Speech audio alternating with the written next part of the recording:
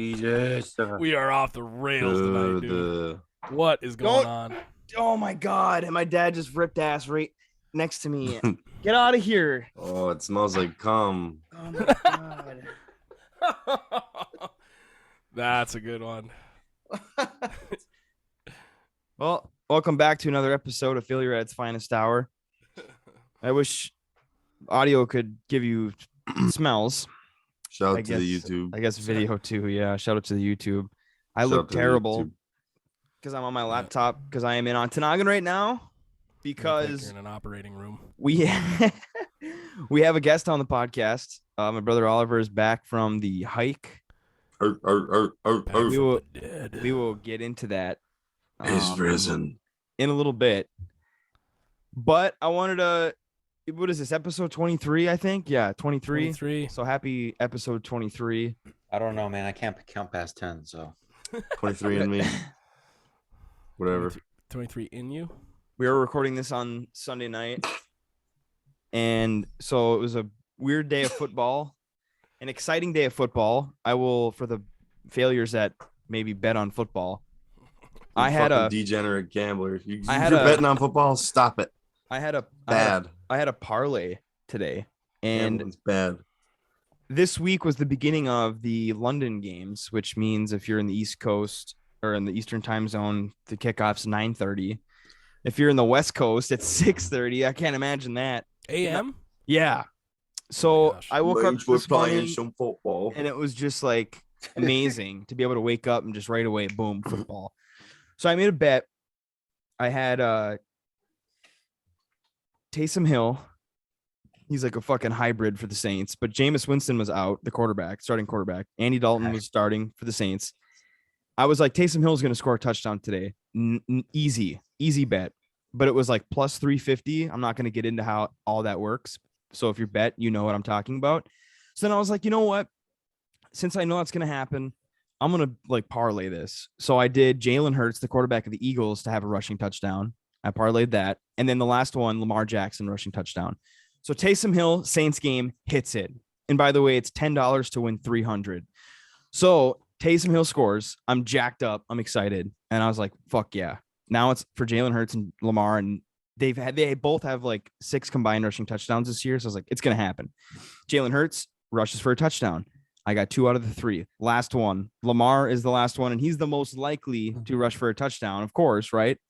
So I'm watching the game, and it's like the last possession the Ravens have to like score a touchdown. He hasn't scored a touchdown yet. I'm like freaking out. I'm like $300 is on the line here. So it's like 3rd and goal from like the 3, and they pass it. And I'm like, fuck. And I was like, wait. Hopefully everyone's covered. Run it. He starts running to the goal line, and I'm like, let's go. Liv was with me, and we're like, go. He fucking gives himself up at like the 1-yard line, and he could have made a move to try to score, and he didn't. So I was like, well, sick. Instead of going for a field goal because it was tied and there was like a minute 40 left, they fucking went for it on 4th down from the 1. So I was like, okay, here we go. Another chance. Ball snapped. Lamar gets it, starts running like 10 yards backwards. And I was like, well, he's not going to rush for a fucking touchdown. Throws it into the end zone, throws a fucking pick. Bills go down the field, kick a field goal to win. I was like, you son of a bitch. So that happened. But I was just excited to wake up and boom, like football. This is like what living in the West Coast feels like, because I can't imagine just getting up. Football starts at 10. You're just like, here we go. You just don't even brush your teeth. But Mike Evans has 2 catches so far. You all got right, you got one. He's got a touchdown too. 4 more. Oh, actually, all right. So there's another degen bet that I made. Mike Evans have 6 catches. He's got 2. Is it first quarter still, Dylan? Yeah. Okay. So on Tuesday you'll know if I win or lose. But anyways, crazy day of football. Lions score 90 points again, but they lose to the Seahawks. The Vikings, I didn't even talk about the Vikings. They were the London game. They played the Saints, and they squeaked that one out. And the Packers barely beat a 3rd-string quarterback against the Patriots. And it's bad. It's really bad. The Packers, I don't even know what to say, to be honest. Like, I don't even want to talk about it anymore. It's really bad. It's really bad, but another good day of football Sunday. October too. Happy October. October. Yeah, boy. Unbelievable to think that we're here. One of the best months. Probably one of the top months of the year. It really, I agree October too. just fucking rules, dude. October just for sports too, because every single major sport is hockey starts in like a couple weeks. Basketball starts at the end of the month. Obviously, baseball in October is incredible. Of course, college football and the NFL are going on. Hockey's firing up too. We got a lot of preseason games going on. Dude, and hockey's starting. And hockey is starting in a couple weeks, so that's awesome. And hockey starting too. Oh my gosh. So I wanted to start this off. I don't know if you guys saw this. Chris, I figured you saw it, but I was on Twitter and TikTok. I saw this on TikTok as well. There was a fishing tournament that was in Ohio over the weekend. And these guys, it was a walleye tournament. And Chase Kaminsky and Jake Runyon won a tournament on Lake Erie in Ohio with 5 fish that weighed in at 33 pounds. Wow, that's a big fucking bag. They won and they were named team of the year for the tournament. So they were weighing the fish. 5 fish? After weighing in, their 5 fish were cut open. Ball bearings. 8 pounds of egg sinkers were stuffed in every single fish. Sons of bitches, dude. Alive fish, dude. How does it happen? How do you just stuff it in the fish's mouth or what? Just feed it to them. Yeah, it's just I couldn't believe it. I was like, holy shit. So I saw it on TikTok, and maybe like the algorithm, since I saw it on TikTok, I saw it on Facebook or whatever. But so the cops were called, and I don't know what happened. Police were called? But yeah, it says the local police department was called because obviously like doing that to the fish, maybe because I don't know if you would get in trouble with the police cheating, you know? Yeah. So the DNR probably got involved as well. But warden's going to get the. Well, no, they ain't giving you a ticket for cheating. No, right. So it was definitely how they did it. But it was a crazy video. And I thought it was fake at first because the guy that did it was like standing there as they were cutting open the bellies. And it was literally just like putting them in like buckets. Were people just freaking out? Was it like a private thing or was it like a crowd? Yes. There was a crowd? No, there was a crowd, and everyone was like, "Oh, piece of shit!" Yeah, like what? Fuck you! Yep. And and of course the dumb question: what do you think should happen to fishing tournament cheaters? Classic. And then there's some redneck guy, and there's like, "I'd say we hang them from their toenails." Yeah. Thanks, Rick. Good. Where's fucking? Why don't we ask Kyle Rittenhouse what we should do? Oh my gosh, dude. Dude, I saw another thing. And so why did they cut the dorsal fin? What's that? What? Why did they cut the dorsal fin? Like when they breed out the fish? I don't know. I wonder if they're planning on putting them back, and then a clipped dorsal fin means that it was I forget, they do that to some fish for some reason, or like stocked fish. They clip the dorsal. Yeah, is that like to like track them or something? It's like ones that they breed. I think it's like all planted fish have the dorsal fin clipped. That way you know that it was a stocked animal and not a native one. But I don't know why they do that in competition unless they plan on just releasing them. Then I guess that's not really stocking. But yeah, I never even heard of that. So that's neither. But I saw another thing on Twitter, which for the listener, if you're not following us on Twitter, follow us for sure. But at FaithHour on Twitter. But I saw this video of these kids at like a private school fighting, and Chris, you might have reposted this. I retweeted it, but there's a video of these kids like all in like school uniforms, just like beating the shit out of each other on like a stair. Oh yeah, dude. And they were, and somebody dubbed the audio, and it's found the audio. Yeah. Do you know who my dad is? Do you know who my dad is? Yeah, just a bunch of different voices saying, "Do you know who my dad is?" It's hilarious. Oh, Twitter has some of the best and also some of the worst of the internet. So we are some of the best of the internet. So follow us. So should we get into? I am back, and I'm just watching the game a little bit, but oh my gosh, there's a come get a catch. Come on, 3 more. But that was really, really funny if you're watching the YouTube what Tony just did. Yeah, yep. Let's fucking just pop in on Liv's feed. Oh my gosh, that was hilarious. But we have a loaded fucking happy Tuesday, October 4th. It's an incredible day for national holidays. I will say this is definitely probably the most loaded day we've had. for this since we started doing it, but it is National Cinnamon Roll Day. Ooh, that's a good one. Listen to this, boys. National Taco Day. Oh, Damn! I had tacos tonight. National Vodka Day. Boy. World Animal Day. I mean, that's just, as good as it gets right there. fuck that, dude. This is kind of National Fruit at Work Day. Fuck work. Fuck fruit. Fruit at work, dude. Where are they coming up? Where did you get the? And then to stay with work, improve your office day, which is we'll throw that one out. But invest in the machine gun. But oh my God, national. That's getting edited for sure. Wait, what did you say? You'll get it in post. Okay. What timestamp? Yeah, Cut that. Last one. Last one. National Golf Lovers Day, which I think might be the best one. Aaron, you were on the course today, hey? I was, yep. Leaves falling, played like absolute dog shit. My roommate hit a house. It's a real rough one. But Sound like a couple of fucking professional golfers. yeah, stone cold sober too. That's the most. That's the worst. That's why you golf like shit. Golfing and bowling is terrible when I'm just gotta take the edge off. Sober. You're out of your element, man. But golf is such a weird sport when it comes to like obviously drinking games. Like, some people claim that when they're more fucked up, they're better. Yeah. But like golf, I feel like you need to have just like that perfect buzz. Yeah. Because if there's a you lot get of diminishing return there, for loosens sure. you could have body two more sips and you just shank every shot. You know what I mean? Like there's a fine line Like of where you should be. The 3 beer pocket for playing music and for golfing, I feel like is right there. That's Any very more and true. you're like, it gets dicey.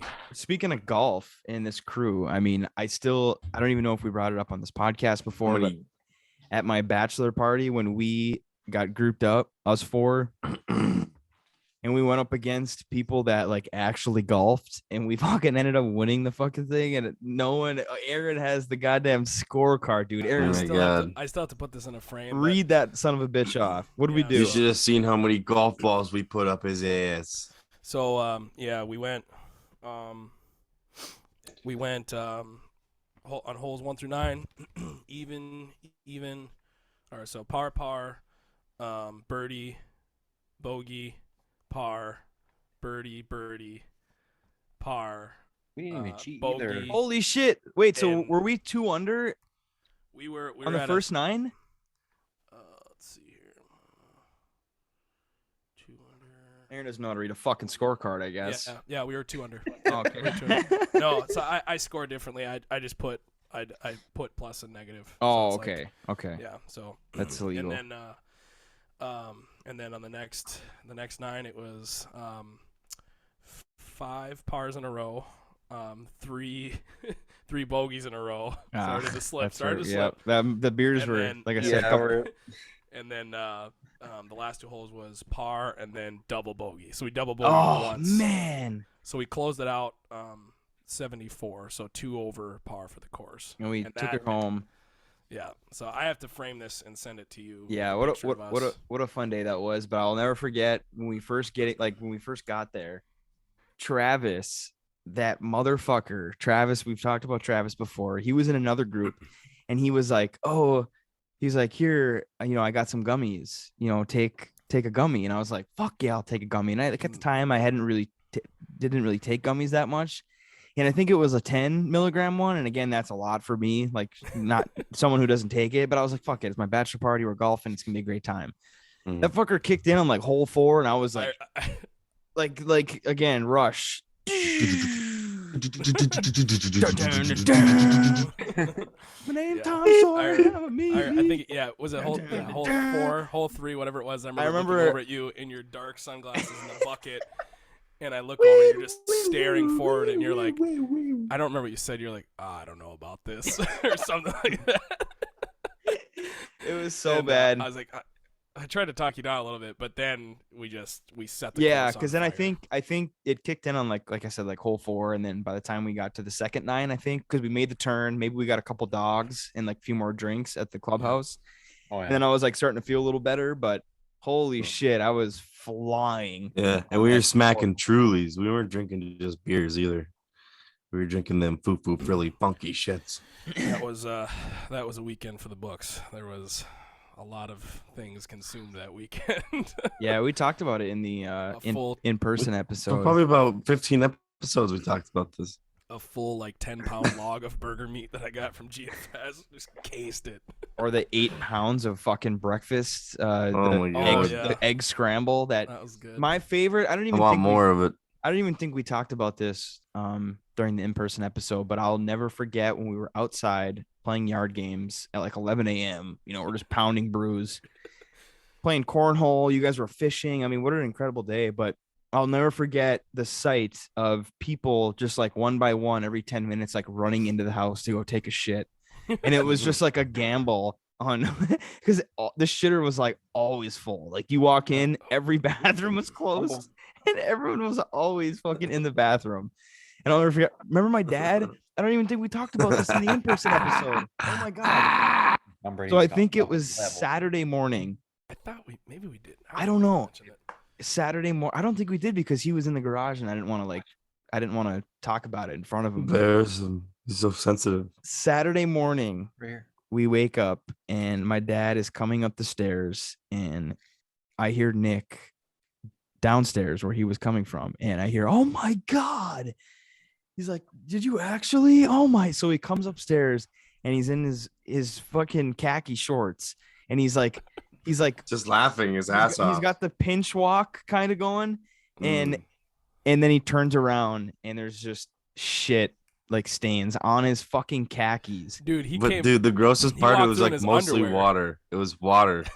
It was like water with like one poop mark. It was like all wet. Oh my God. Wasn't it Kyle on the fucking couch when he walked up to him and he's like, look, Kyle, and he like bent over. He was in his tighty whities, dude. He wasn't even in khaki shorts when I was upstairs. Yeah. It was gnarly, dude. Fucking shit himself. I mean, it was, and then he was like, it was that egg bake that Aaron bought. It was like, no, it's probably the fucking half bottle of whiskey and 14 beers you had the night before. He's like, he buys a half gallon of scotch. He's like, yeah, we can mix this. I was like, with what, dude? What are we gonna mix scotch with? And I think at some point during the weekend we were doing scotch and Coke, which yikes. Oh my god. Coca-Cola, that is. That is brutal. Holy shit. Anyways, we have a guest on. We've had him on before. We talked about the unfortunate events that occurred during Oliver's hike. Of course, he was doing the PCT, the Pacific Crest Trail. And, well, we have him on. And, of course, as soon as we start talking about him, he freezes up. As I know he's in the garage just chiefing right now. So are you available? Can you see me and hear me good or no? Does it suck? No. You're good. Okay. I'll boost you up. So I guess for starters, obviously we had you on when you first started and then when you were, a couple 100 miles in. But I told the listeners I didn't tell them what happened, but I, of course, gave them the idea that something kind of went wrong. So I guess if you just wanted to start with that, I mean, what happened when you were on the trail? Well, I didn't finish the 2,650 miles that I wanted to, but shit, my internet connection is unstable. Am I good? I'm still getting. Yeah, it's like a little Wally-ish. I mean, if you want to maybe like when you're talking, maybe go towards the stairs in the garage. Yeah. If you went on the deck, probably like 30. Yeah, it's snowing. It's snowing right now. Oh my gosh. 30 degrees. It's fucking awesome outside right now, dude. It's been so nice here lately. I'm not trying to interrupt. That should be good right there. I'd imagine the internet connection is probably good. Oh, sorry to interrupt. So while they're getting that adjusted, for those if you don't know, the Pacific Crest Trail is 2,653 miles of long ranges in the elevation just above sea level at the Oregon-Washington border on the Bridge of the Gods to 13,153 feet at Forester Pass in Sierra Nevada. The route passes through 25 national forests and 7 national parks, the total elevation change is 420,880 feet. So pretty massive undertaking here, and we're definitely gonna get into it here. Hopefully we're all connected and good. You good Oh, there, man. Liv? Yeah, what I was saying is, yeah, I didn't do all of the miles that I set out to do in the beginning because wildfires were an issue. I got 1,500 miles of pure miles. Purist when you do that, like even when you go into a town, you come back straight back where you came from. We like some other people, like they'll do like sometimes there's a loop and they'll go back on trail. But I was like strict about it. I was like, I'm being a purist. I'm going back the way I came. I'm doing every single goddamn mile. And then the fires happened. It's 1,500 miles in, and there was a section that was closed, and so had to adapt, make a new plan. A lot of people were just like going around the fires, but to do that, you had to like get hitches into very remote areas. And then more fires came out in Oregon because I was in Northern California when this happened. And then Oregon started to catch on fire everywhere. So like logistically, it was like a mess. Like you'd have to get, if you wanted to do all of the miles just bypassing the closures, it would have been just ridiculous. So me and my friend decided to do the Oregon Coast Trail instead, or try to at least. And so we got hitches and buses, and we went onto the Oregon Coast Trail, did some of it, and I can go into that later. But then our plan was hopping from there back into Washington and doing all of Washington. But then we were 150 miles when we like from the Canadian border when we found out that that was closed as well. Like the northern terminus, like the end point was also closed. So we were like, oh, well, let's just try and do as much as we can, whatever. And we're hiking, and all of a sudden we see like active fires happening. There's smoke everywhere, and Holy we had to shit. make the judgment call. Like, oh, we're fucking done. Like, this is ridiculous. So like the AQI, I don't know if you guys are familiar with the air quality index. It was at hazardous conditions of like 500 plus. So we were like, fuck that. Like we can't see any of the views. We can't, like, this is not enjoyable. We're like headaches, like coughing and shit. So we just like turned back. We were 30 miles in from a stretch. We had back, and we're just like, all right, we're done. So we were 150 miles short from that. So yeah, total missed 800 miles of the actual Pacific Crest Trail. So I remember you talked about that. Obviously, I'm unfamiliar with like fire season and stuff. Everyone knows like the hurricane season, obviously the seasons that change, you get snow in the winter, all this shit. So this obviously with all the fires that have broken out in the last few months, clearly this is the season for fires. And I remember you talking about, there's time periods because this happens all the time, I'd imagine, in that area, because there's always fires going on. We always hear about fires out in Oregon, Washington, what have you. But is there like a time that you need to go, and is there a pace that you need to go that you can kind of guarantee that that'll never happen? Or is it random where like literally anytime like a fire could starting this month? Like I don't want to downplay your guys' hike because I know you guys were hauling ass, and you had times where you were a little slow, like when mom and dad went and hiked out with you guys. But do you think that there is like, do you think to yourself, and maybe Michaela as well, like if we would have done this or that, we would have missed it and we would have been able to complete it? So this was my first through hike, and I knew about the fire issue before, but it was, I didn't realize that you have to have like a certain mindset going in. Like either you want it to be like a competitive thing where like your whole mindset is just finish the trail. And like for me, I realized that you kind of stop thinking about the journey, because I did that when I was doing the purism thing with up to 1,500 miles. Like it starts to wear down on you where you're not having as much fun anymore, and it's more of just the pure like goal of finishing. So in a way, it was like a blessing in disguise, where it like changed my mindset, where it was like, holy shit, this isn't like all about just doing these miles. Like this isn't why I came out here. Like, I mean, eventually maybe I'd want to have that competitive mindset throughout the whole thing, just to, accomplish something, because I'm very competitive. But I don't regret like not going faster, because I think I wouldn't have gotten the same experience that I did doing it the way I did. And I'm not hard on myself because of that. And because I got to enjoy those other aspects rather than just having that mindset of being competitive. So in a way, you're kind of glad the fires happened. I mean, I'm not not glad. Yeah. yeah, you know what I mean? Like you're glad that like that, like, you know, yeah, Yeah. I mean, obviously not glad.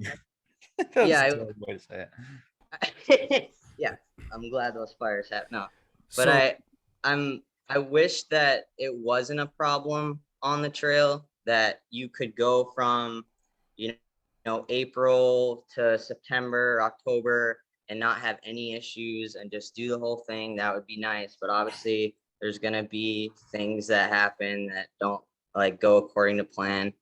And so I'm glad it was kind of just like a smack in the face for me. Like, this isn't the reason you're out here, more so. But like, I learned that I didn't realize that there was such a small window, because like the Sierra Mountains, you have to be there when there's not as much snow to be able to pass through in like a safe Mhm. way, unless you're like a very like experienced mountaineer, and I'm not. So it's a very small window where you have to pass through those Sierras, but make sure you're fast enough where you don't run into fires, which is really hard. And that's why, like, I saw some people actually finish, and they were just like fucking insane. Like, where I don't think that I wouldn't be able to do it, but because it was my first time, I didn't want it to be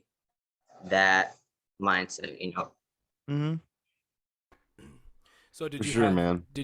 any so aside from finishing, I know you said you're going for like the purist, the completionist, of just like finishing the entire thing. Were there any other goals that you set up? Like were there times where you're like, okay, I'm gonna do this whole thing without a flashlight, or like I'm gonna try and not eat a single Snickers bar on the trail or something like that? Like, were there any goals like that you had when you started?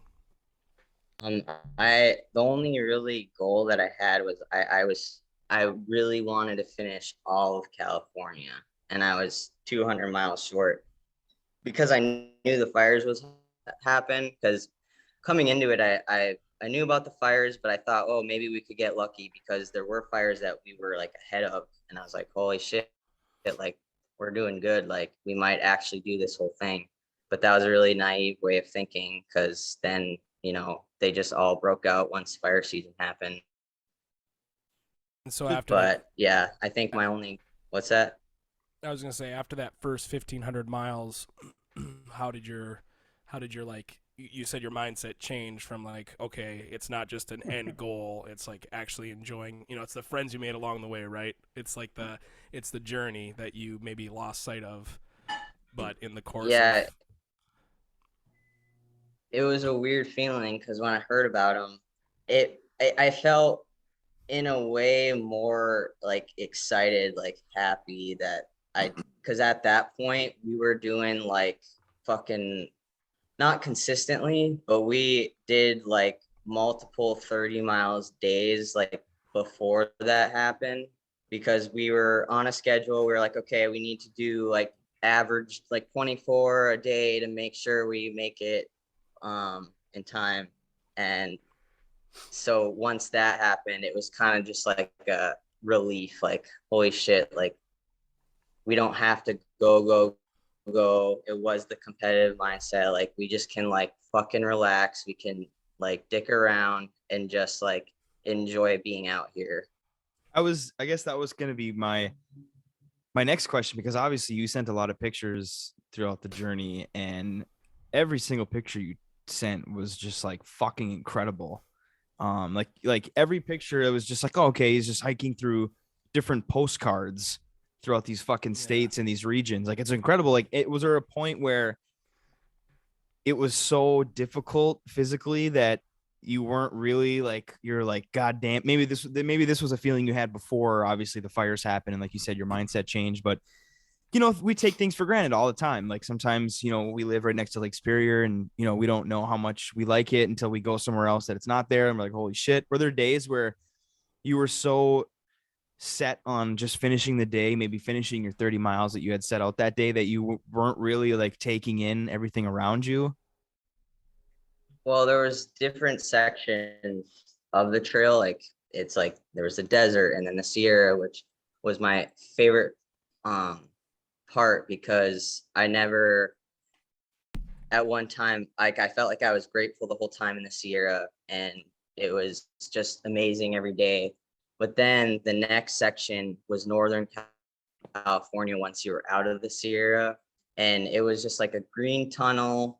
There was a heat wave that was coming in, and there was like pretty views, but like when you come from the Sierra Mountains into just like forested, you'll like come up and see a view for maybe like 5 minutes out of the day, but you don't really care, because you get Yeah. desensitized Mm-hmm. to like the beauty. And so at that point, that was like the go time. And I feel like it felt more like work than it did like actually enjoying being out there. So like different sections, definitely it felt like a different mindset in that way. And that was like right before we found out about. What was your toughest day? What was the hardest day for you out there? Or did you have a really bad week, a full week of just onslaught of shit? Or was there a specific day you remember you're like, this is terrible? There was a few, it was in the Yosemite section. I had a really bad day because the mosquitoes were fucking awful. Like, there would be so many just biting you, and you would be like, at the end of the day, you just did like 20 miles and you're setting up your tent, and you're just like, just feel the stress happening as you're like setting up your tent, and then you just finally close your fucking tent and just sit in there, and they're all just looking at you, but you can finally breathe and just like relax. And that was terrible. But then the heat wave in Northern California, that was another really bad time, where it was just like, we literally woke up at 3 a.m.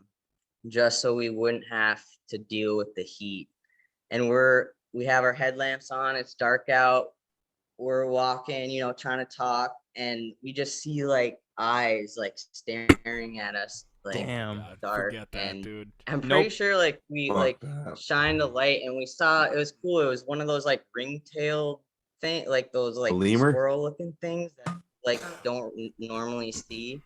But the heat definitely was really tough, and that's when it was just like stressful. And I think that probably was one of the reasons why, finding out about the fires, it was like, okay, well, we don't have to like book it anymore. But then the worst, like mentally, not like, it wasn't even about mosquitoes or heat, anything like that. It was in Washington when we first hopped back on to Washington. I think that was the worst, because I started getting into my head. That was the first time I legitimately like wanted to quit, because after all the fires, it was kind of like hard on myself. Like, well, what's the point? Like, we missed so many miles already. Why am I here? Like, I could be doing so much more than on this fucking trail. And that was also like a green tunnel of just like no pretty views in my head. But finally we got into I was like, I'm not gonna quit. Like, I'm gonna wait till we get to a pretty section. And it was Goat Rocks, a wilderness, finally opens up, like beautiful scenery in the Cascade Mountains. And it just like, it went away like so So that was a really In that moment when you thought like this may be it, like it's not worth it, it's out of my control, I can't make these fires go out so I can complete my goal. Is there anything that you like told yourself, or is there any discussion you had with your with your partner there to like say like, hey, we can do this? Like how did you get yourself out of that, or did you just put your head down and go? I honestly, it was, I think it was me telling myself this is part of the experience. Like if you didn't have the really hard times, that it wouldn't make the trip as good. And I knew that part of me was like, well, do I want to be miserable this whole time? Like, that's not healthy if you're miserable for like the rest of the trip. But then, I talked it out with my friend, and she was like, well, do you think you would regret staying versus would you regret quitting?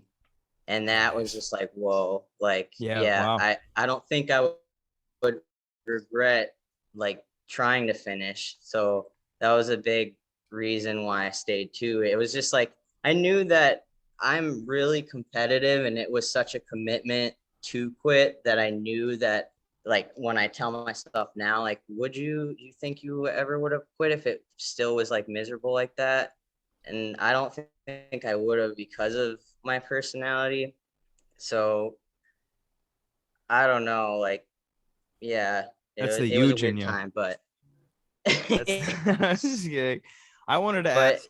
I mean, if you wanted to, whatever you were gonna finish. no, I was just gonna say that it, like, I'm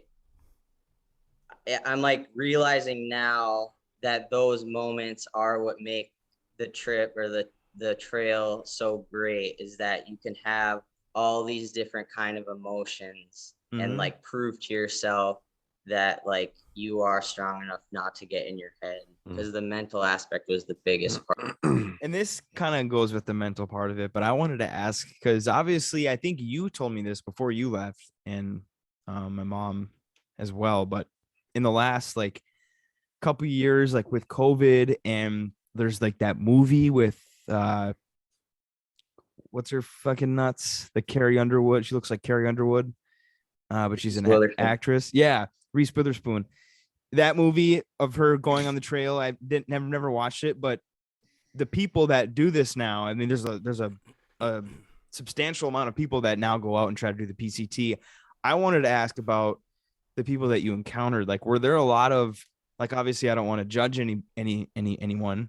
But I imagine while you were talking about you being like miserable in some of those parts, like there's guys that like walk by, like maybe pass you, and they're just like, great weather we're having, huh? Like they're just like happy go lucky, like, and they're like amazing at doing the trail. Maybe they've done it multiple times. Like, has anyone ever like, did anyone ever on the trail like piss you off? Like you didn't like get into like a fight or anything, but were you like annoyed at some people like when you'd pass them when you're in these moments of, like annoyance? And I just talk about the people that maybe you like ran into on the trail, and like maybe their personalities and kind of the main personality or what you saw in other people, maybe if you did pass them on the trail.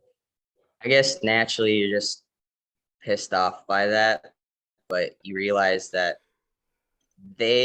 some people are just better at hiding how terrible it is sometimes. Like, I mean, you'll see on social media, it's so romanticized, and like, Yeah. I do that too. Like, I'll only post the pretty views. Like, I'm not gonna post me fucking like dying in the heat. Yeah, taking a And shit and like so wiping your it's ass with leaves, like, oh, it's a great day on the PCT.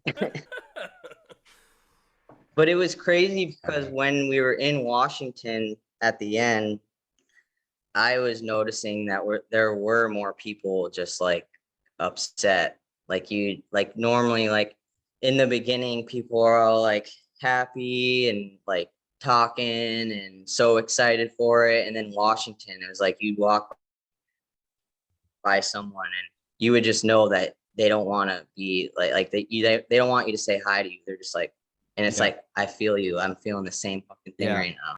Because I'm imagining the episode of It's Always Sunny when Wally's asking Dennis how the weather is.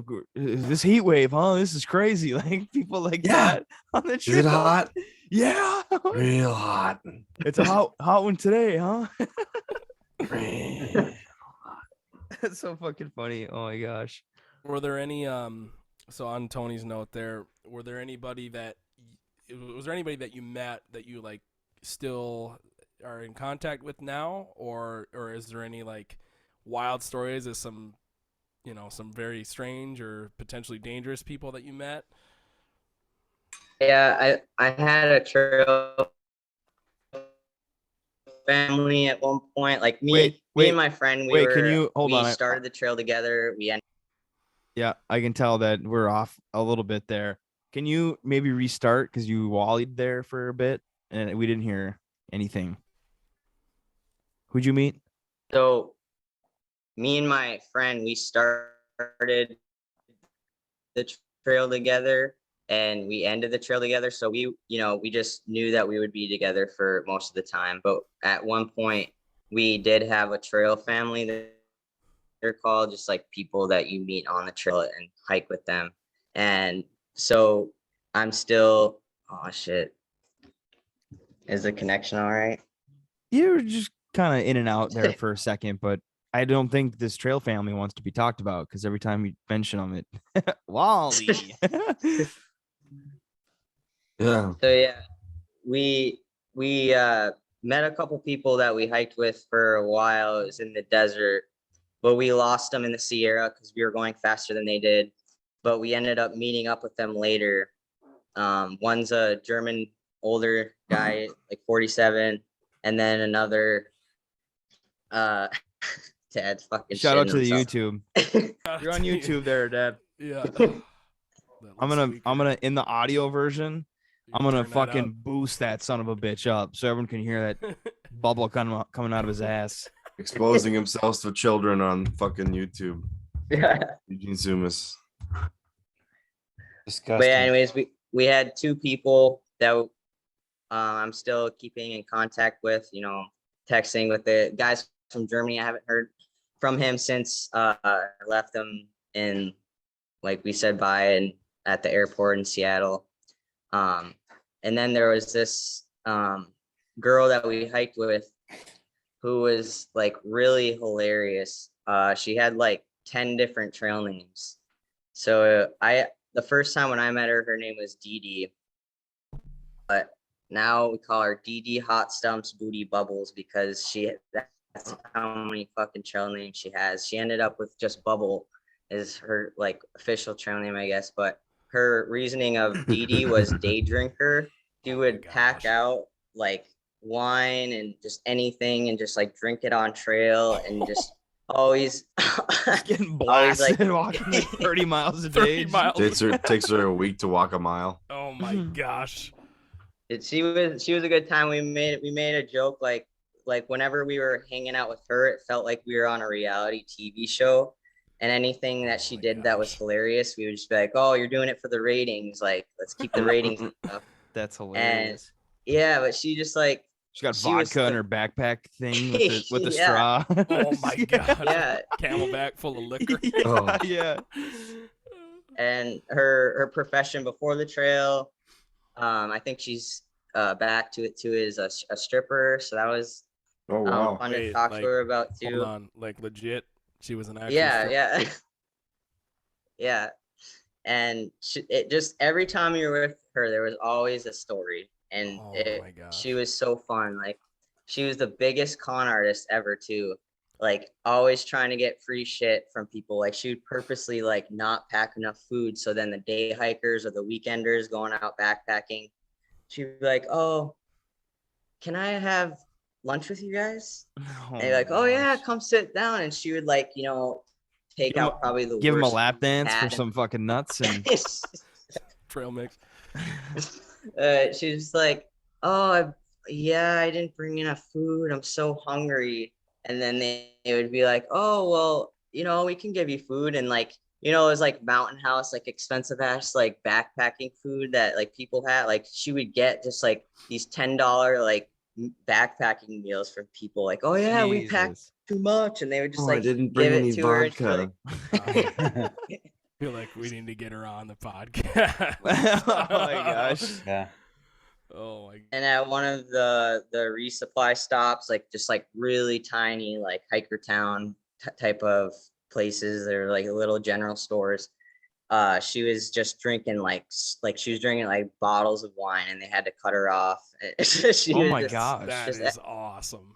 That is So- absolutely. So killer. is it like those little towns that you would go to? That are they like dedicated to the trail? Like they're purposely there for people that are on the trail to come and shop or whatever? Yeah, most of them I think are only there because of the trail. Like people were like, "Holy shit, we could get business here." Okay, Let's, like, so were you at any like bars? Like, did you go into bars and are like were there people just getting fucking loaded like in these in these bars that are in these towns? yeah. So I on the You don't have to- trail, you don't have to I drive was, anywhere. I was pretty sober throughout the whole trail. I I enjoyed doing that because I think that it would have been like terrible if I was hungover hiking. But the younger people, minus like Dee Dee, she's like 30, but like she was just like always with the young crowd. But like there was these, I think they were like 21, 22, like, you know, young guys in this one town. They did the 20 beer challenge. It was in the Oh my desert God. section. It was in the Mojave Desert, the driest, hottest section. They packed out 20 beers. This Each? fucking guy had beers strapped to his head, like his hat, and then the rest in their backpacks. And I wish that I followed them on Instagram, but I was just hearing from friends and stuff that they were like updating the Instagram, like beer 3, you know, like just Oh drinking my them. god. So and 20 beers and 20 they- miles or something? Is that what it was? Yeah, every mile you would drink a beer. So that you had to drink 20, but they Oh my made it to God. 17, but then like passed out and started like the next day and like finished it, but like they got 17 in one Mhm. day in the like there's not a lot of water. Like their backpacks must have been like 70 pounds because I don't know Jesus. how the hell they did that.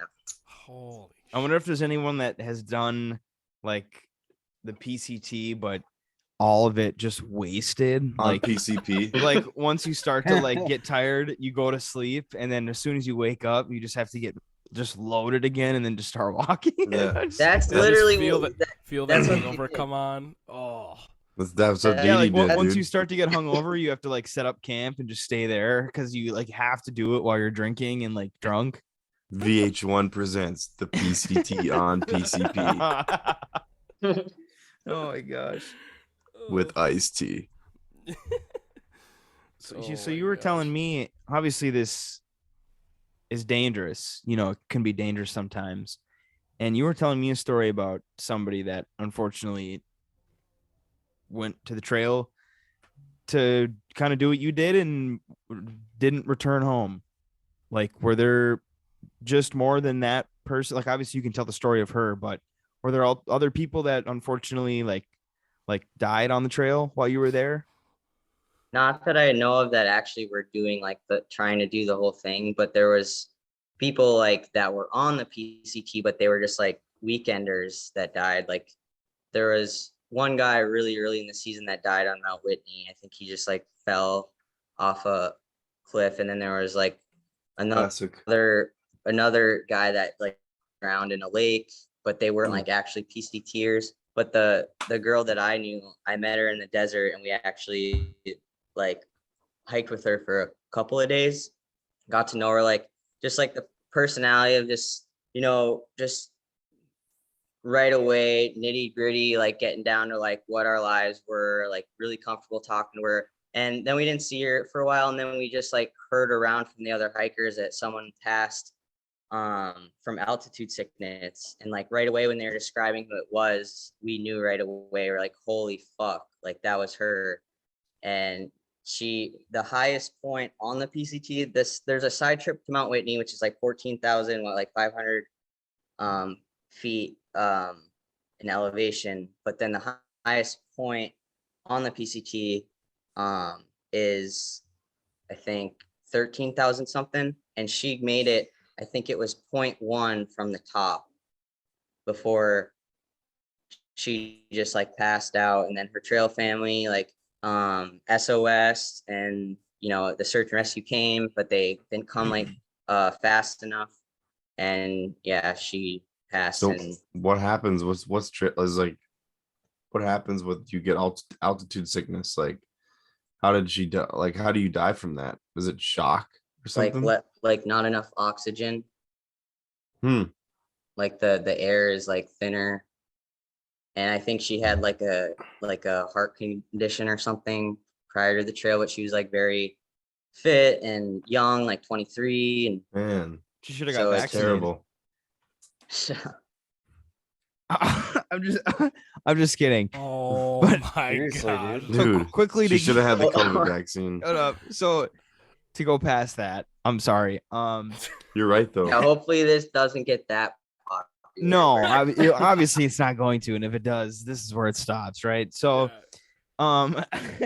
so you and maybe your trail family or anyone in your, was there any time that you guys maybe have like had fear of your life? Maybe you didn't want to tell mom, like you were scared to tell her that you were in danger or something, but was there a time where you or maybe someone that you were very close with had a scare like that? Like whether it was altitude sickness or Right. maybe just nature in itself, maybe a slip, catch themselves or getting lost even. I mean, animals, yeah. Did you guys We have to would kill call it- anybody? They're- Like whenever we like fell or something, we would tell each other like, "Oh, that was a career ender." that's a good one. That's a good one. But no, nothing crazy for us. When we found out about that girl, it was right before we started the Sierra. We were done with the desert. We were entering the Sierra. So that kind of just like slapped us in the face. Like, cause the desert, we were just fucking dicking around. Like we felt like we were at home. We were like having hot pockets like in our backpacks as our food. Like we just like 108 didn't degrees care. out and you're eating hot Like, pockets. like we just like I woke up like at like 9 or 10. It was like, oh, okay, let's just start walking because it's like flatter in the desert. It was just like whatever. But the I'm on Sierra, my way. the Sierra was a different story. Like you had to be like you can't just like listen to music all the time. Like you have to walk over these passes, and some have like snow. And so you have to be like on your game. Like you can't just like treat it like it's nothing. Like I don't have that much experience. Like I've done like backpacking trips with nothing like where you're that remote. And so Like the escarpment or something.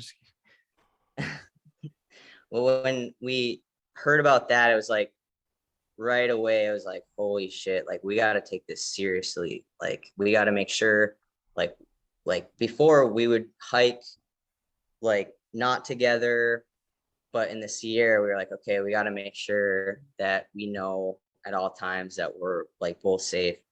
And so we had no problems. Like it was great. There was only one scare after the Sierra where we were like, we hiked separately, but we were like, okay, we're meeting at this camp spot. And so it's starting to get dark. We're like, she was ahead of me. And then later she's like, I get to the camp spot, she's not there. And I was like, what the fuck? I was like, okay, maybe she went a little further. There's like a camp spot a little bit further. So I walk further and she's not there. And all of a sudden it's just pitch black.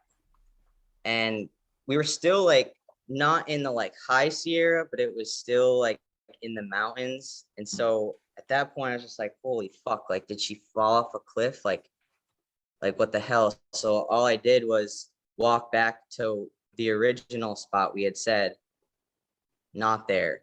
And then so I walked even further back to this different camp spot, and I see someone. I'm like, have you seen my friend? And all of a sudden I hear her say, yeah, I'm right here. I was like, fuck you. Like I was ready to like actually like do something about it, because it was like half an hour that I didn't know where the hell she was.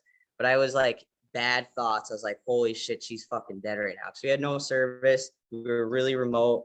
And so that was the only scare that we actually had. But like we heard from like trail family that we weren't with them at the time, but like my friend that's from Germany, he like had to leave because he was starting to feel the effects of altitude sickness in the Sierra. So like he had a scare, but he was fine because he actually bailed and like had to walk really far to get off the mountain. So it wasn't crazy for us, but I don't know. Yeah, I guess that's it. Well, it's hard to land a helicopter on those Sierras because all the mist. Oh, Sierra mist. Yeah, and even like on the mountains, you get the dew that sometimes comes up from The fucking Mountain Dew. yeah, dude. Mhm. Crazy. Either Yeah. got Mountain Shouting or Dr. Bob. Mountain Holler. Mountain Holler. Yeah. So I got a question. This like gear is a major part of this. The physical aspect, which you had down, the mental aspect, you fought through it. But there's things called hiker boxes for the listener. What was the first piece, if you ditched any, what was the first piece of gear that you ditched on the trail? And this is a two-parter. What is a piece of gear that you wish you had upon starting? So my tent was absolute trash. I thought you were dead. Can you get me a lighter? Sorry.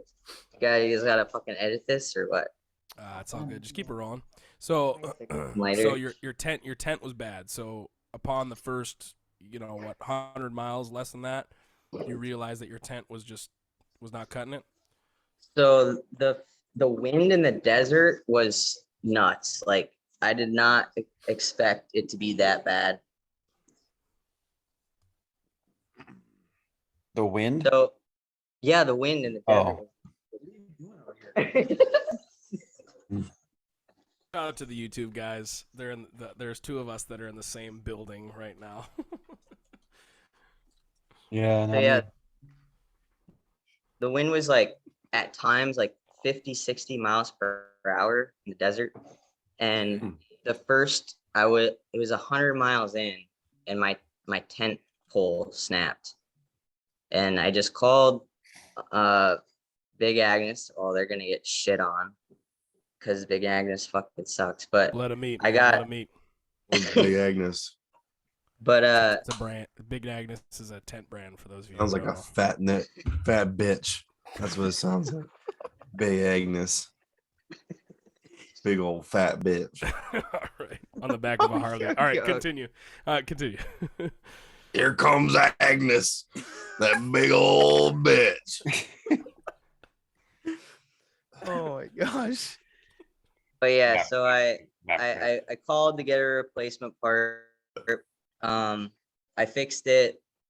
But then later it was not even 200 miles. It snapped again. Not so even. It's the casual number, 200 miles. Yeah, a couple hundred miles later, it's like, nah. So at that point, I was just like, fuck this tent. I had my mom sent my work tent out, which was like 2 pounds heavier. So I had to deal with that. But I was like, I'm not freezing in the fucking Sierra. Like, because at that point, it was like, okay, I need like my gear to be good because it's like more dangerous out here. So yeah. And then I actually found in a hiker box this $400 tent that had like a tiny hole in the mesh. And so I sent it back to my parents so my parents could use it when they came out to visit because it was a 2-person tent. My mom fixed it and brought it out and they used it and it worked really well. And then that's only 2 pounds, which my original Big Agnes one was, which is a 1-person tent. And I just used that the rest of the time and there was no problems. So just my tent. And then gear that I wish I you had, I don't really think that I wanted anything other than a solid tent. So Maybe a mosquito net. I had one. I like a head net, but I just didn't like it on my face. I just never wore it. So you just got eaten alive and probably had malaria. Yeah, probably. Copy. Good Real copy Agnes on that. move. Chris, just fucking Agnes, dude. That's gonna be our Yeah. new mascot. Yeah, maybe not a potential sponsor anymore. Holy Agnes, fuck. Angus Agnes. I got a really good story though. Oh yeah, let her eat.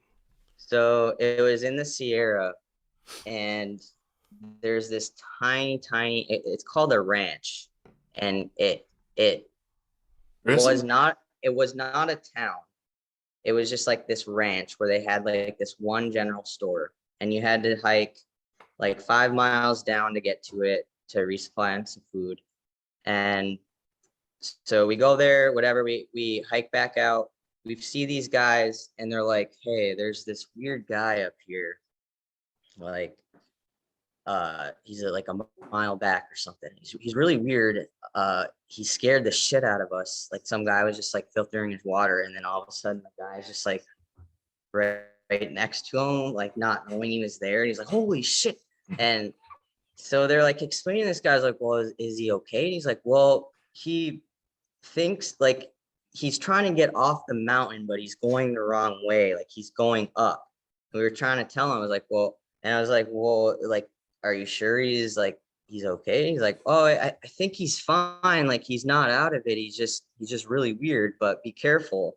So we're like, okay, we're like ready to see this fucking guy. Like what the hell does this guy look like? And we walk up, we see him finally, and he's carrying us like 2 sticks with Walmart bags, like 2 Walmart bags on the sticks. Just carpet bagging it, dude.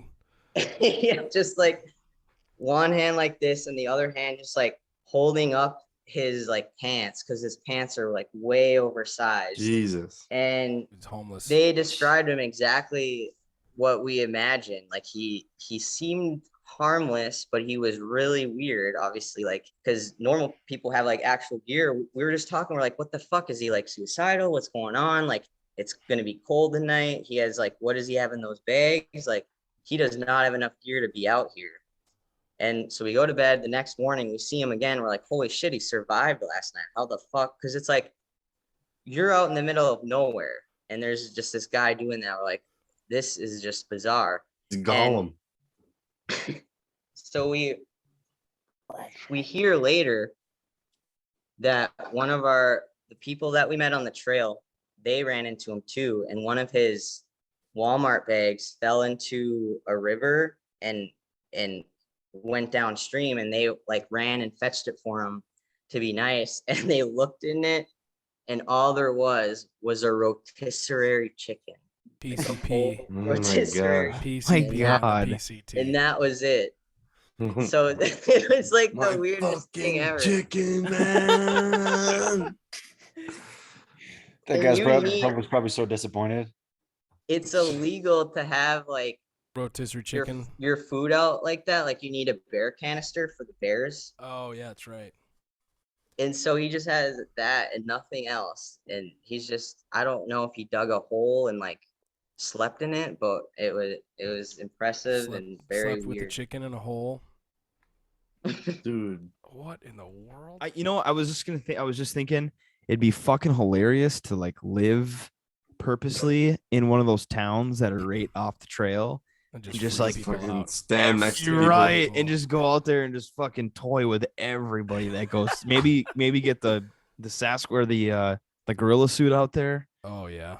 Oh, that would be the best. Speaking Holy of shit. gorilla suits, Like there's just lurk behind people. did you have, what was the official Bigfoot and UFO count? Did you have any weird stories? No, 0. Really? That's unacceptable. That's kind of a smirk. I don't know about that smile. It was like- No, there really was nothing. Unless I was too exhausted to even realize, but I didn't see shit. Really? All those stars.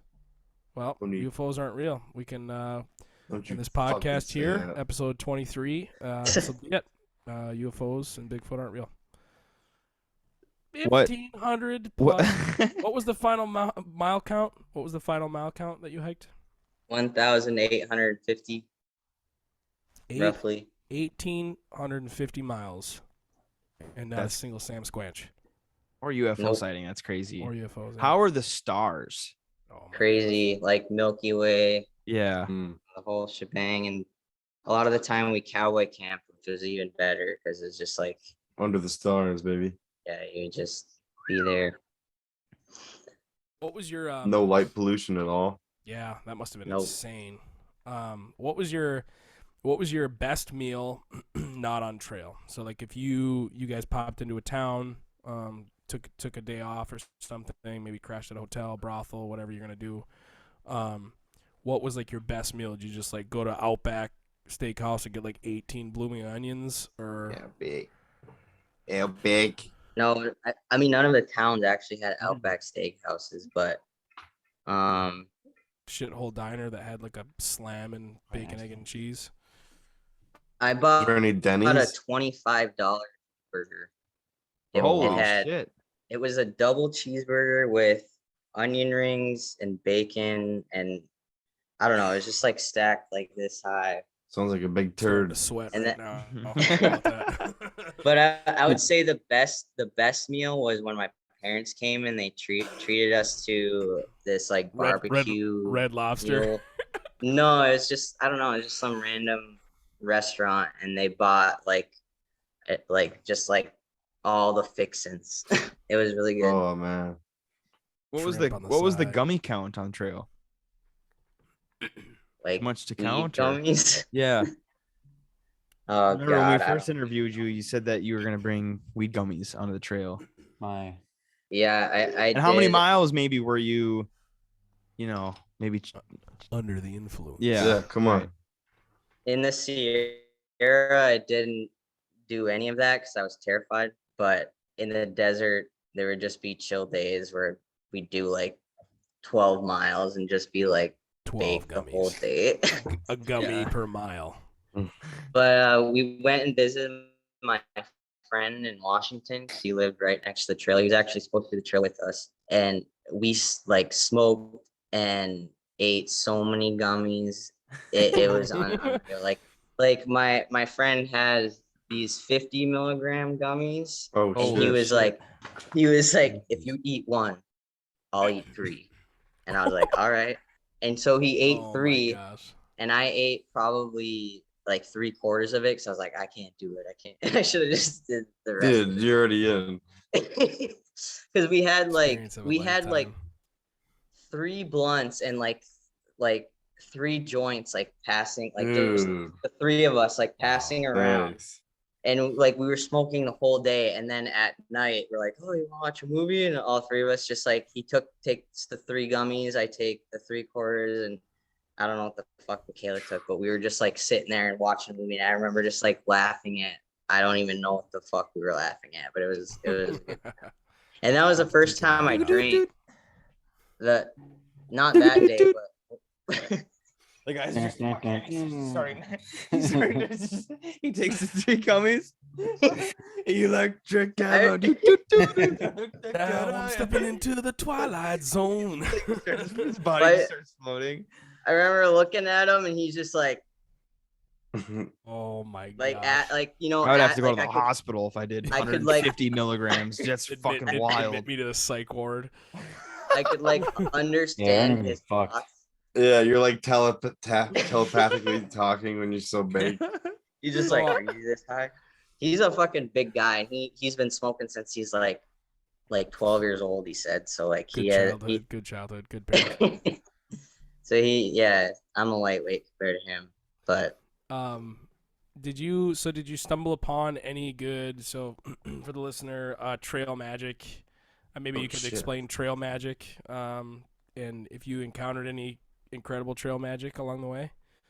yeah, I mentioned in one of the recordings that really good one we had on Easter where this lady just gave us like a whole breakfast. But there was this other one in Washington that was nuts. It's like we walk up, we see like probably 20 plus hikers and just, you know, cars, things set up. And we walk up, there's like a shit ton of beer, shit ton of soda.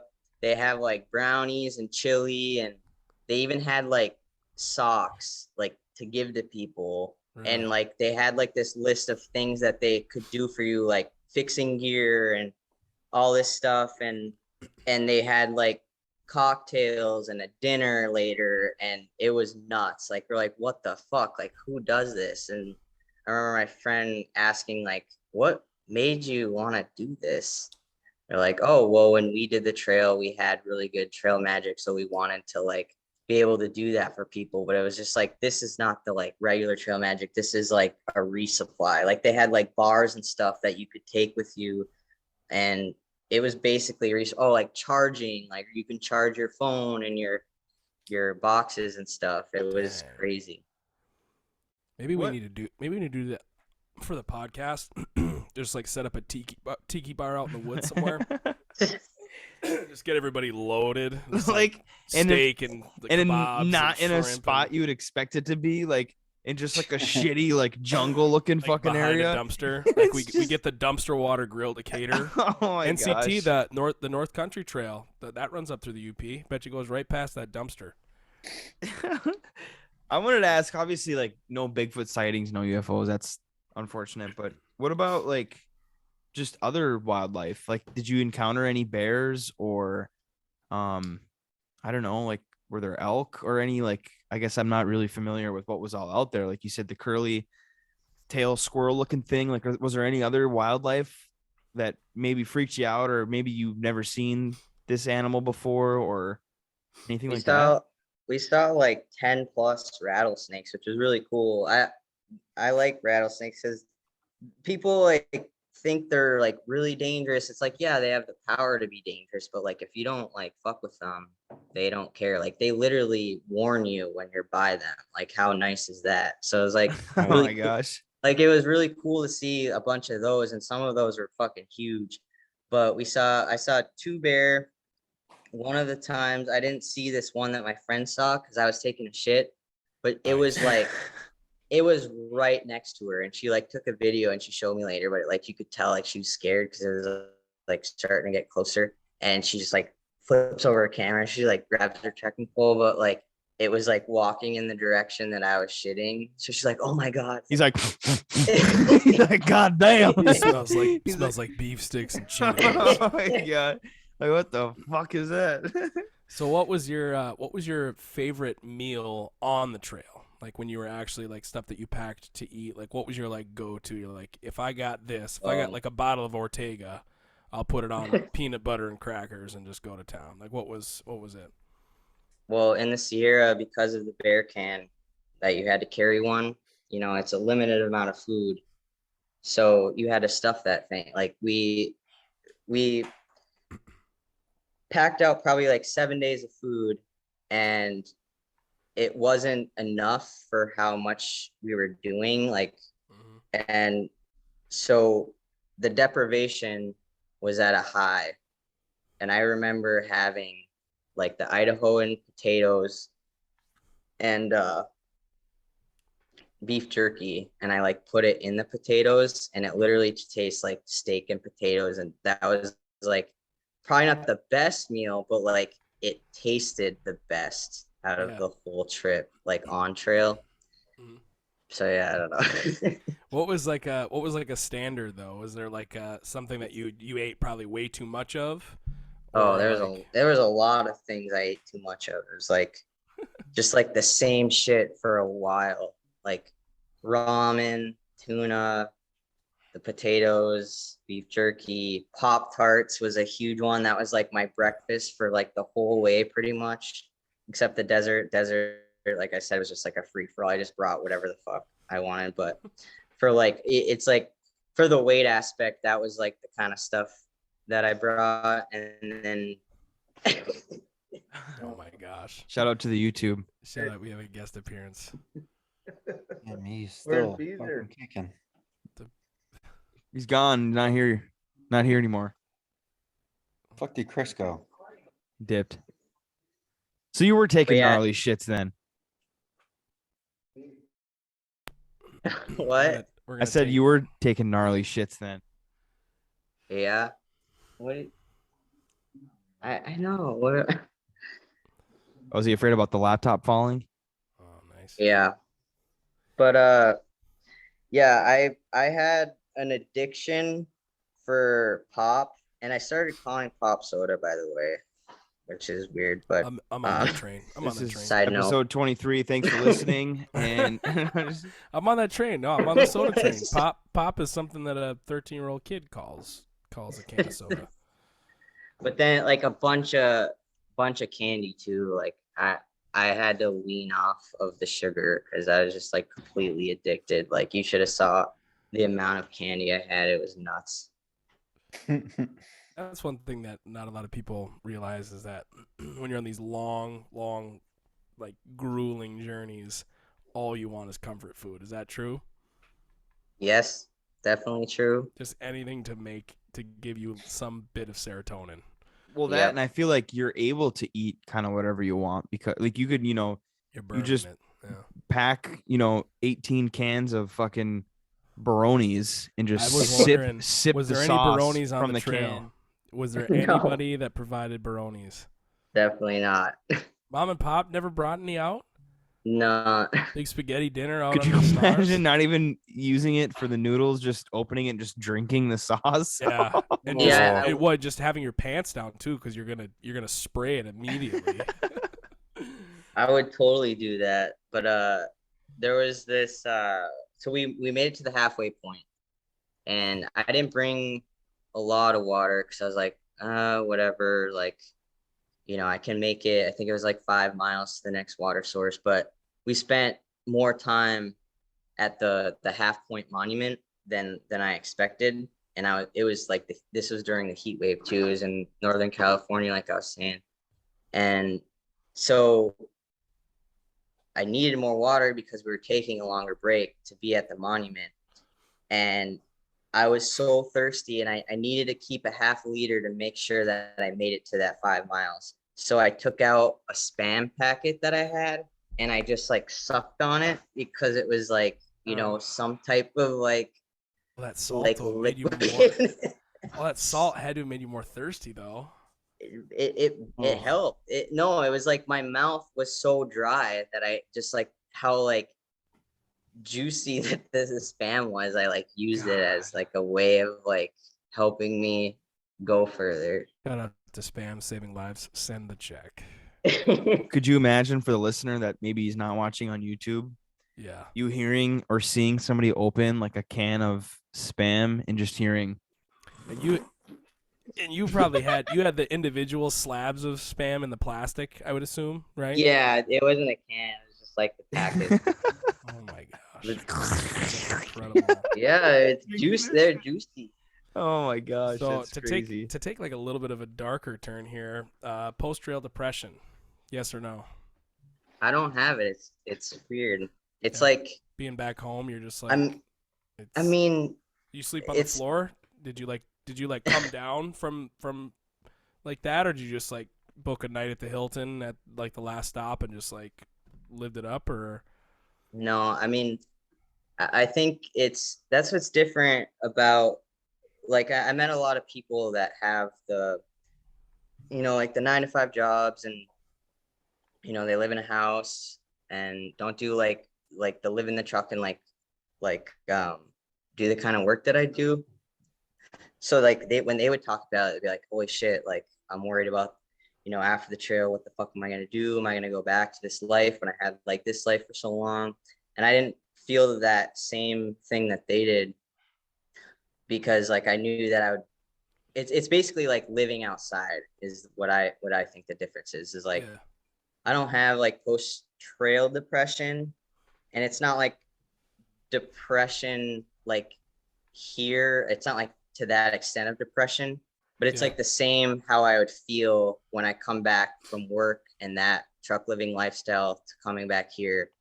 It's similar, so it's not anything different from the trail. It feels like, Interesting. yeah. So I think that's different from like people that have other lifestyles feel. Yeah. So you probably, in a way, you've set yourself up for the trail by doing what you've done up until this point in terms of your job. Yeah, I think so. Just like living outside, I guess, is like the biggest thing. Yeah. Do you guys have any other questions I guess before we wrap things up? Maybe. I definitely do, Dylan. You have more questions, Aaron? Yeah, I got a couple more. No, the two biggest ones I asked were going to be about like the gear and the the fucking like post like depression thing like you were just talking about. So I mean, it does make a lot of sense with the depression, like you said. Like you kind of had that lifestyle in a way. Obviously, walking all those miles, maybe someone were to miss it, but it's more of the people that do that as a goal, and they are an accountant for Yeah. like a law firm, and then they get back to their job at the desk, and it's like, I'm doing all this and like it doesn't matter because that is out there, like sleeping Yeah. under the stars and waking up and walking, you know, in the mountains and shit. And then you're just like typing on a computer. Like, this is fucking bullshit. Like, I would rather be out Yeah. there. But you Weird. do that anyway. You know, you're out there all the time anyway with your work and like living in your truck and like being in that environment. So I can totally see why that I mean, that it would was exist. definitely a different kind of lifestyle, but the parts that I liked about it were similar to the parts I liked about my job and living in my truck. There would be times where I'd be like, God damn it, I miss my truck. Like I want to Mhm. just like live out there with my truck. Like I miss the comforts of my truck. But yeah, it was like, but it's similar I guess in a just way. a quick question too before Aaron asks his, and you don't have to like go into detail if you don't want to, but you talked about your tent breaking and like the winds and stuff. Were there any other, besides the heat, any other elements that made it tough maybe to sleep, or like was there snowy patches that was maybe colder, or like anything that kind of hindered your sleep, I guess, sleeping in a tent or wherever you slept for the night? Not really, for like it, because you were just so exhausted at the end of the day. We would even say like, this is not good. Like we're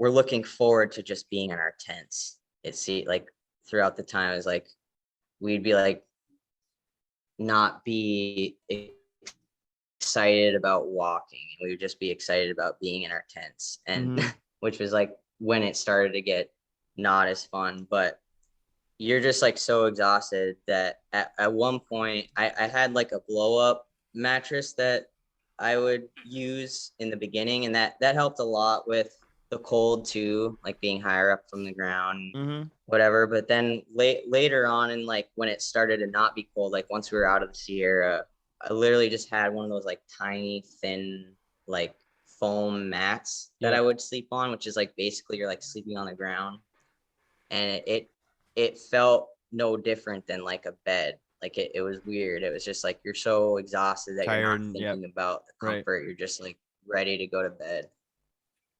A couple questions I had, and these questions are by no means, if you don't have anything off the top of your head, save it and you can send us like an audio snippet or come back on.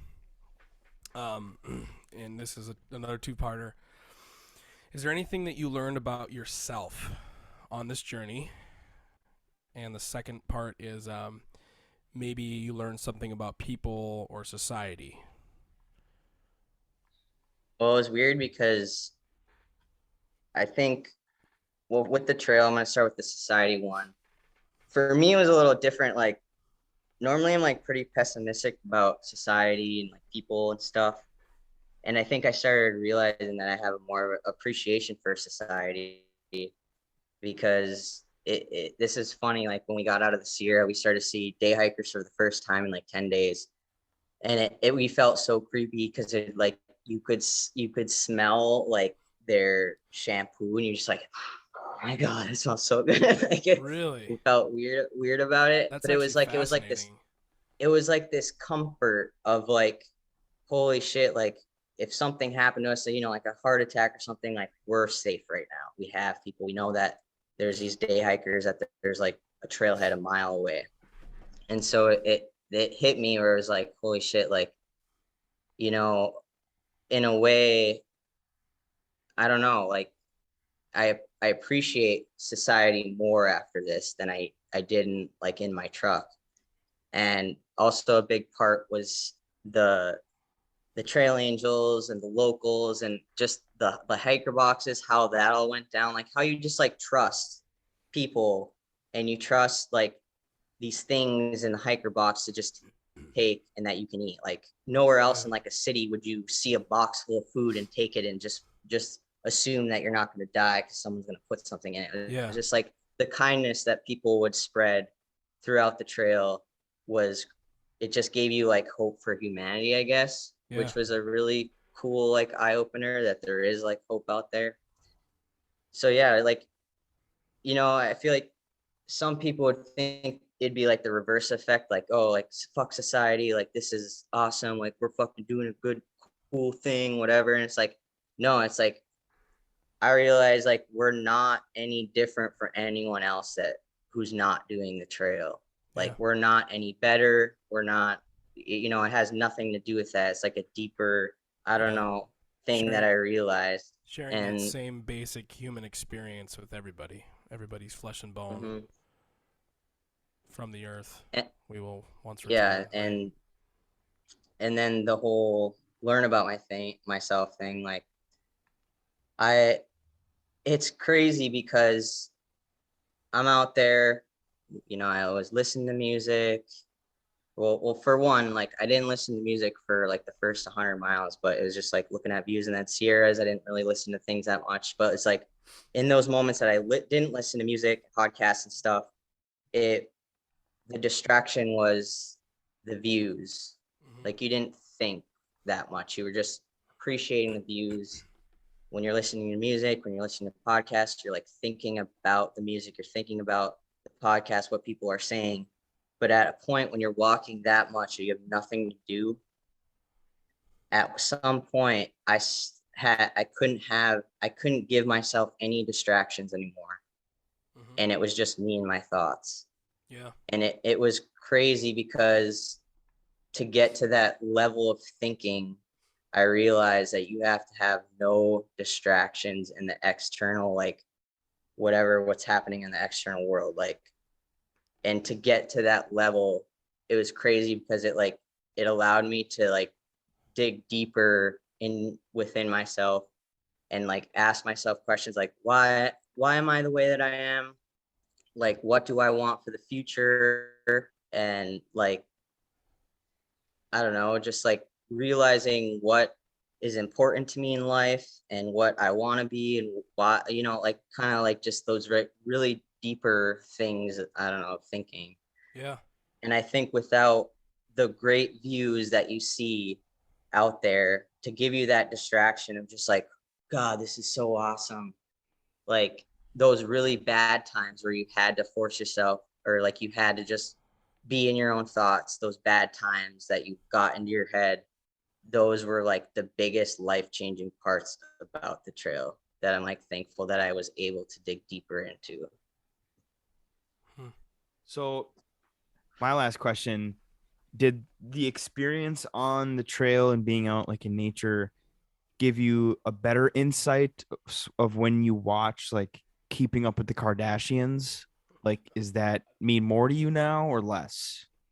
I mean, it was always less, but I mean, No, it's even more. It's like I mean, I'm it's just like, thinking like holy it's honestly an honest fucking question. Obviously, I was Yeah. just being a jackass, No, but like that's when you're that's a out good there polarizing doing that question, yeah. and looking at what you're seeing and experiencing what you're doing, and obviously the physical toll that you put your body through doing all of that, and like, but just being out in nature and like really appreciating like this is what we have, this is what everyone should be grateful for, and then you switch over to fucking TLC and it's like, oh my god, like like it's fucking nuts. It's crazy and I didn't even do what you did. And it's like, I mean, obviously I think all of the reality shows are a joke, but I mean, I just think that in your mind, when you see that stuff now, even after, obviously, because you've been out in the bush for years now doing like your actual job.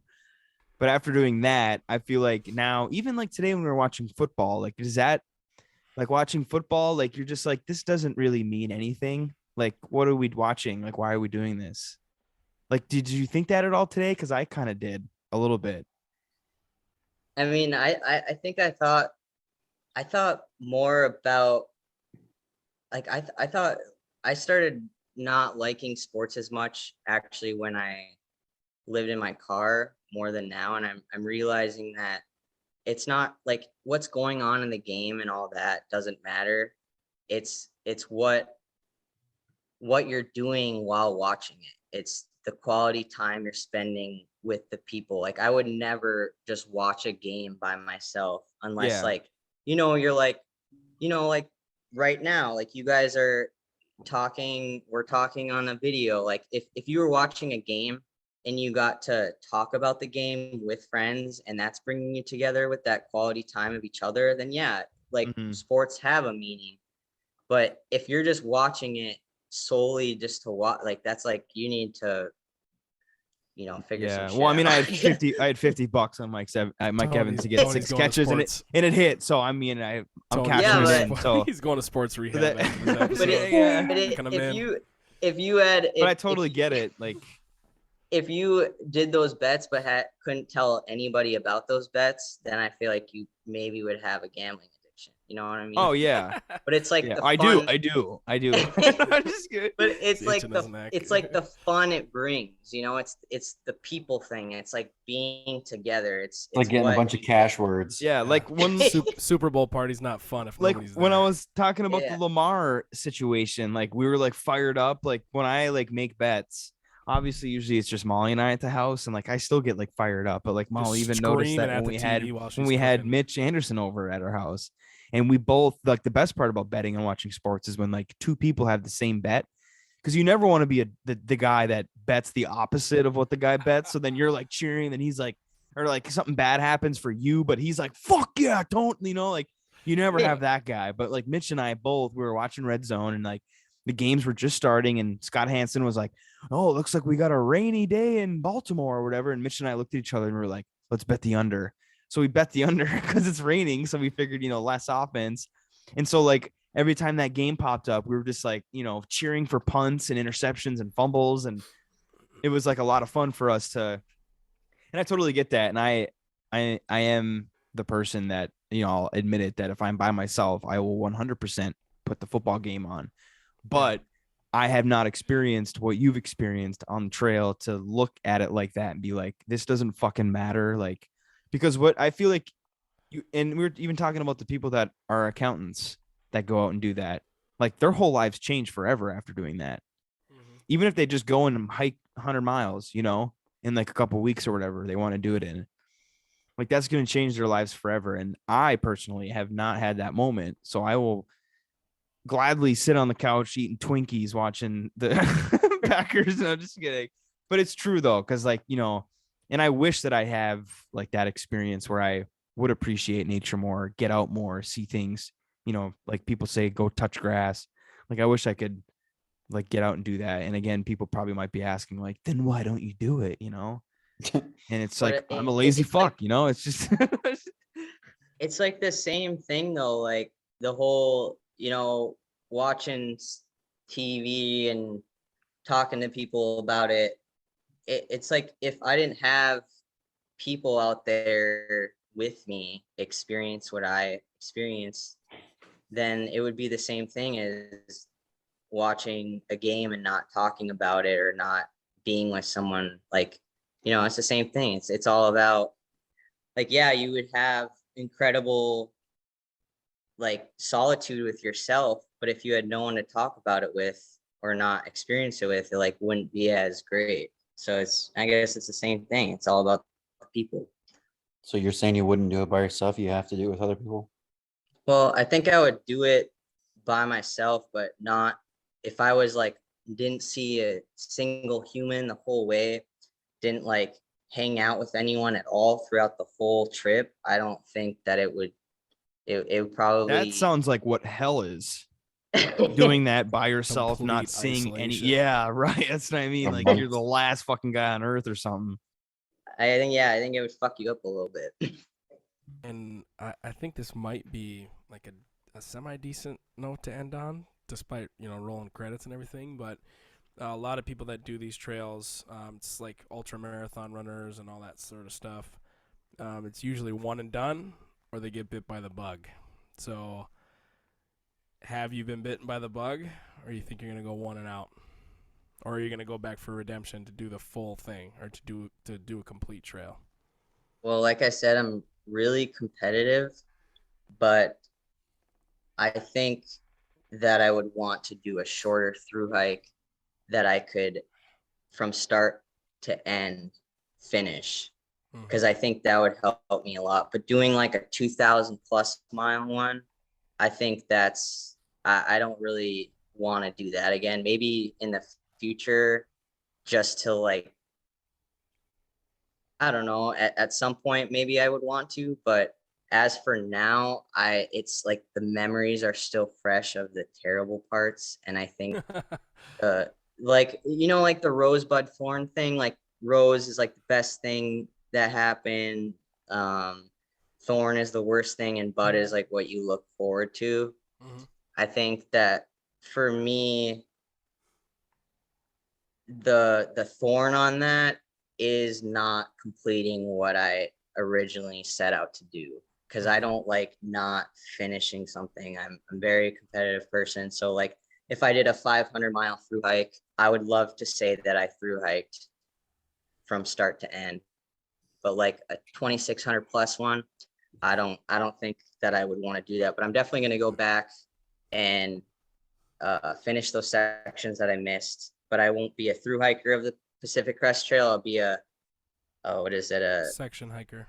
Yeah, a long ass section hiker. That's what they call them. Yeah, I feel like I'd want to like you kind of like what you're saying, like do like a shorter trail. So like I would want to like maybe not have to rush so much to like do shit.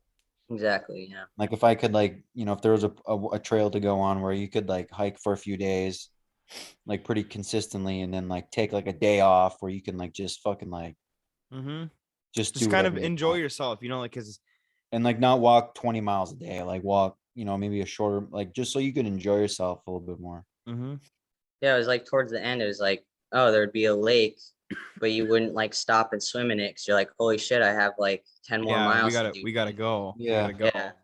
So I want to like be able to enjoy everything, take everything all in. But at the same time, I don't regret, like, it was such a good experience doing that long of a hike, because like the good and the bad were like the bad, like I said, I got the best things out of it through the bad. So like I really love that aspect. So maybe if a shorter through hike didn't give me those terrible times that like really made me dig deep within myself, then maybe I would do one again. But I don't know about the PCT, because the whole fire situation, I don't know if I'd want to like, I think if you were go, you'd always have the distraction of just the competitiveness of finishing rather than like having those moments. So I think maybe I'd do a different one that wouldn't have as much fire trouble.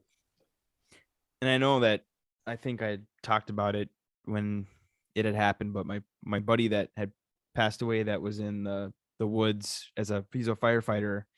He was the fire that closed the initial trail that you had to stop the PCT on. That was the fire that he actually had passed away on. So it was like crazy that it was that close. Cause I remember seeing you on, I don't know if it was Snap Maps or like the Google Maps, and I had found out what had happened, and I looked to see where he was when he was fighting the fire. And sure enough, you were like fucking just right there. And I saw the PCT, like the trail, because it highlights it on Google Maps. I was like, sure enough, holy shit, there it is.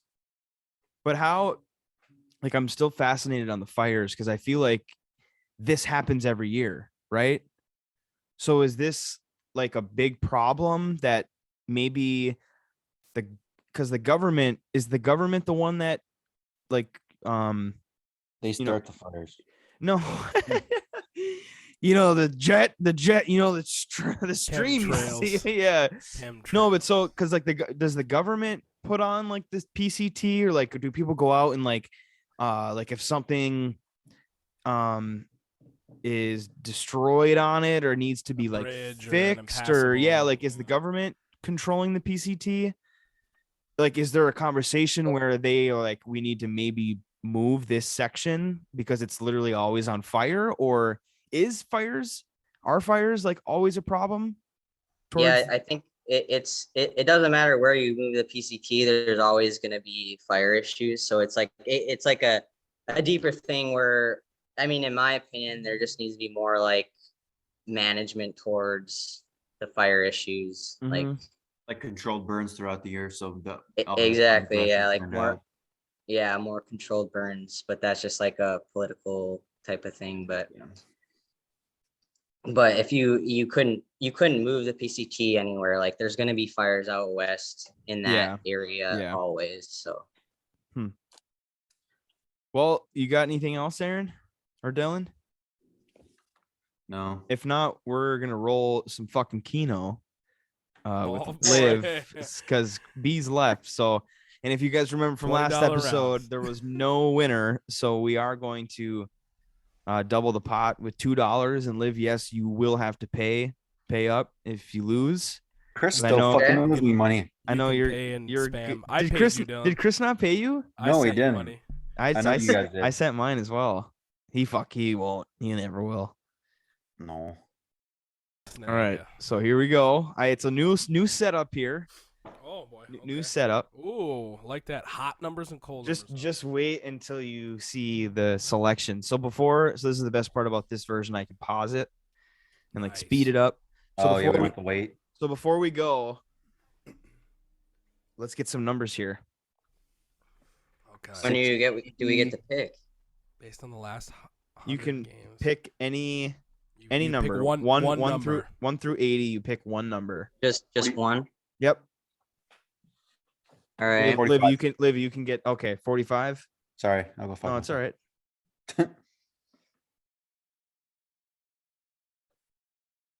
I got my number ready. Aaron, you can fire off whenever. I'm going 58. 58. Okay. Liv, you got one? Bro, cold number. 18. 18. Yep. All right. I'm gonna go with 40. Oh, he's going on the edge. Dang. So here we go. Oh, 60. You see that? Dude, that's cool. 11, 12. Shout out to the YouTube. He's gonna get me motion 14. sick. Look at all these. Oh, look at the board. What? Plus you The can see. spread. Oh, 17. You can see how many balls are left. You see that in the corner? Oh, I missed it by 2. Oh, it went right over 45. Dude, what Look at is up that with the second spread? row. 46, Dylan. Holy shit. 72. Come on. 40, 40, 40. 50. No, come on. Oh, come on, big 50. 52, 52, 47, Oh my god. 74. So look at that fucker bounce around, dude. 77. There's no winner. 19. Oh, Liv is my so gosh. close. 75, nothing. All right, we're pushing. We're pushing it to $3 next episode. this Look is at gonna that get- second row, man. This is going to get to like $25 a pop. It's going to end the podcast. We're going to be all arguing about money. That is hilarious. No, because the second episode, yeah, we're like getting fights and shit. Thanks for coming on, Liv. That was awesome. Thank you. Yeah, thanks. Yeah, what a journey that was. I feel like I didn't talk much, but it was It just was- like good ass shit. Yeah, it was just an episode where we didn't have to do a lot of talking, but it was very wow. interesting. Great stories. Yeah, we'll have to get you on. Just like I feel like you're like working right now. Having to like answer all the questions and be like, yeah. So anyway, like The taking hot seat. over and shit. Yeah, being on the hot seat. We got to get you in when you're just chilling and want to, I don't know, say a couple things. But Yeah, it was good to see you guys, Dylan and Aaron. Yeah, I good mean, to I've see you. been Can't seeing wait to- Tony. Can't wait to hammer some brews in the garage sometime soon. sure. Coming to a garage near you. Oh my God. That'd be a good shirt. Failure at its finest hour. Coming to a garage near you. I like that. Put that one in the back Timestamp pocket. it. Timestamp it. All right. Well, thanks for listening. Episode 23. Again, follow us on Twitter at FAF Hour. And of course, shout out to the YouTube Failure at its Finest Hour on the YouTube channel. Have a great week. And again, happy National Taco, fucking vodka, cinnamon roll, World Animal Day. Don't eat all one. Don't eat all those in the same day, please. If you do, Jesus. and if you do, send us an email because we'll have you on. Oh my God. I love you guys. Dude, I turned.